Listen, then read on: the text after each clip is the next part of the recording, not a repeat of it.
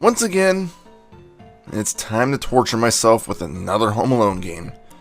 I had two potential options that I had originally planned on doing. One was the Home Alone game for the Sega Genesis, and the other was the SNES version. Both are entirely different games. Well, in case it isn't obvious, I went with the SNES version. I'm not going to elaborate on the storyline used in the movie because I've done all that before. All you need to know is that for this iteration, you once again play as Kevin trying to outsmart the Wet Bandits. Instead of running around the house trying to lay down traps to evade the bandits for 20 minutes, you're trying to grab every possible valuable in the house and lock them up. After clearing one part of the house, Kevin remembers another, and it's on to another stage. There's 4 total stages to work through, but sadly once you've seen one, you've really seen them all. This is how it works. Kevin starts in a random bedroom. He exits that and has to roam 2 different hallways connected by a stairway. There are also other rooms that you can enter, which is necessary to obtain the required amount of valuables. After dropping the appropriate number of shit down the chute, Kevin has to make his way to the basement, which is always locked until you complete the objective. The key always appears directly outside the locked basement door. Oh, and the door is always the one next to the bottom floor stairway. Anyway, once you reach the basement, Kevin has to evade a bunch of creepy crawlies and after stage 1, fight a boss. Once the boss is defeated, Kevin throws all the stuff into the vault and moves on. So where are all the valuables at? Well, they're hidden in any place you can think to look. Most of the stuff is hidden in logical areas, like in cabinets, boxes, and drawers. Occasionally, stuff will be out in the open, yet there's other times where what you're looking for can pop out of some really strange places. Why the hell would you hide a necklace in a frickin' toilet? Please tell me someone isn't planning on ever using that again.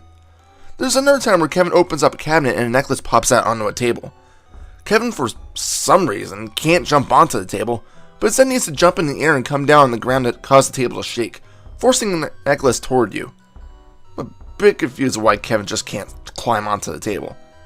Anyway, you have to make sure to grab things when they appear, because if you're too slow, any nearby thugs can come and grab them. I've only ever seen this happen a couple of times, so I'm not sure if there's a penalty for this.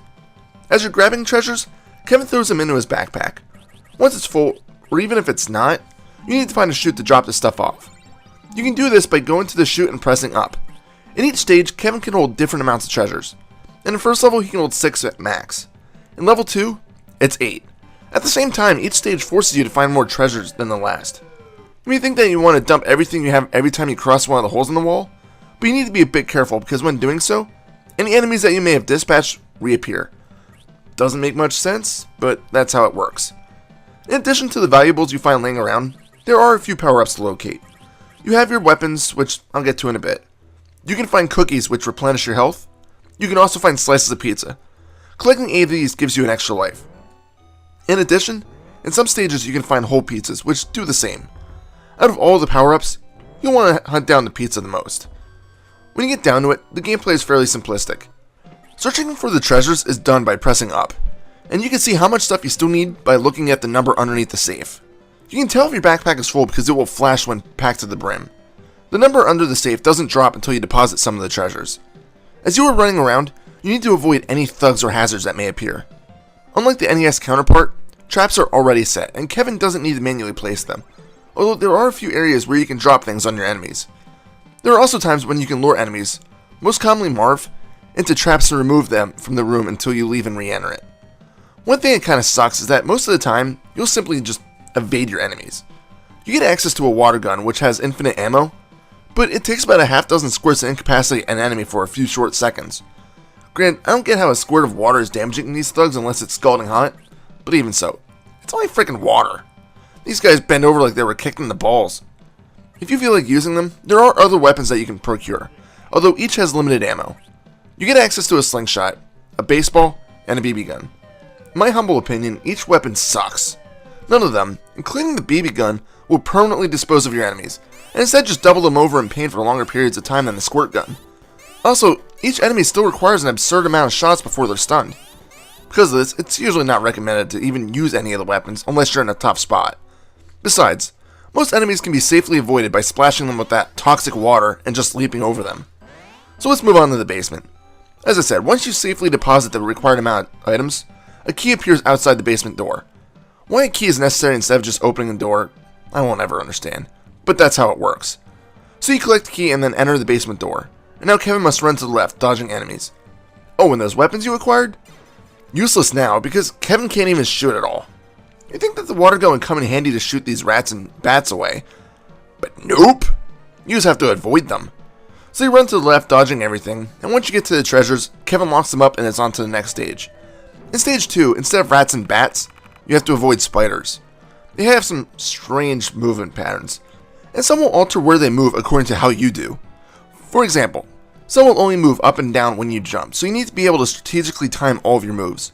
After you clear them all, you are assaulted by an ear-piercing noise, and a giant spider appears. At first, it may seem impossible to kill it without dying yourself, because it moves left and right and eventually moves faster than you do. But after a few attempts, I figured out that it doesn't move all the way to the side of the screen. So that's where you can stand and remain safe. From here on out, you'll need to use that gray reappearing block to kill the boss. When you jump towards the block, just like Mario, it'll fall and hopefully strike the boss. Do so about 5 times and it'll die and you'll finish the stage. The third stage is a giant ghost, and I don't know about the fourth because I died and was just too bored to continue. I'm not even going to talk about why there's a reappearing gray stone block in the basement, or even why there's giant spiders and ghosts down there. I'm just going to move on. Although the control isn't nearly as bad as Home Alone 2 on NES, it's still a bit on the slippery side. Thankfully, there's hardly any pinpoint jumps that you'll need to make, so it's a bit more forgivable. Most of the jumps that you need to perform are just to reach higher up treasures. So if you fall, you're typically not getting set back too far. The biggest problem with the game is its repetitive nature. It's not just the stage layout of 2 hallways, a basement, and a few rooms, but just the whole game as a whole. Other than enemies getting quicker in later stages, they all act the same. The music is catchy, I'll give it that, but still gets old quickly.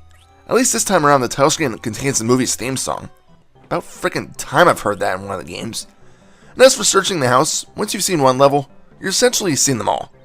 The treasures are always in the same spots, so once you've learned them, there's no reason to play it again. It would have been nice to at least have some sort of random spots that they appeared in. What does make the game a bit more challenging is that, as I said, in the later stages the enemies move as fast as you do. And when you do manage to lose all of your lives, you only have one continue to work with. Yeah, the game starts off easy enough, but you may need that continue later on. I didn't finish the game because I was missing 2 treasures in the final stage, which was the 4th level. I searched around, but just gave up out of boredom. However, I can honestly say that although it's not a good game, it's also not terrible. It's actually fairly playable, which is astonishing for a Home Alone game. It's just a shame that it's pretty repetitive.